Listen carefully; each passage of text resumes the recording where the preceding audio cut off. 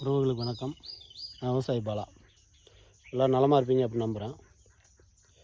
இப்போ என் முதுகுக்கு பின்னாடி பார்த்திங்கன்னா, இது வந்து என்னுடைய தோப்பு. என்னுடைய தோட்டத்தில் நிற்கிறேன் நான்.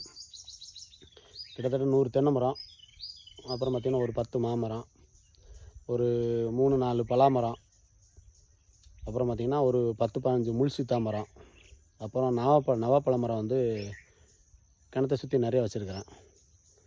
இப்போ இதில் பார்த்திங்கன்னா என் முதுகுக்கு பின்னாடி இருக்கிறது வந்து பார்த்திங்கன்னா முள் சீத்தா மரம், அதாவது ராம் சீத்தான்னு சொல்லுவாங்க.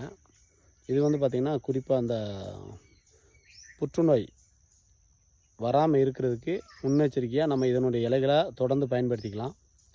இதை போட்டு சாப்பிடும்போது அந்த புற்றுநோய் செல்கள் வந்து உடம்புல வராமல் இருக்கும்.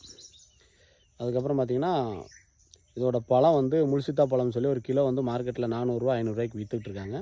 அதுவும் நல்ல ஒரு மருத்துவ குணம் வாய்ந்த ஒரு பழம். யாராவது உங்களுக்கு இந்த முள்சீத்தா மரங்கள்லாம் வேணும்னு சொன்னிங்கன்னா, அதனுடைய விதைகள்லாம் வேணும்னு சொன்னிங்கன்னா என்னைய தொடர்பு கொள்ளுங்கள். என்னுடைய தொடர்புன்னு பார்த்தீங்கன்னா 96 29 29 0 1 0 4 96 29 29 01 04. சரிங்களா? உங்களுக்கு யாருக்காவது இந்த முள்சீத்தா மரம் சார்ந்த பழங்கள் இல்லை விதைகள் வேணும் அப்படின்னா தொடர்பு கொள்ளுங்கள். இப்போதைக்கு பழம் இல்லை. சரிங்களா? வந்துடும். ஒரு 10 மரம் நிற்குது, நிறைய கீழே விழுந்து முளைச்சிருக்குது.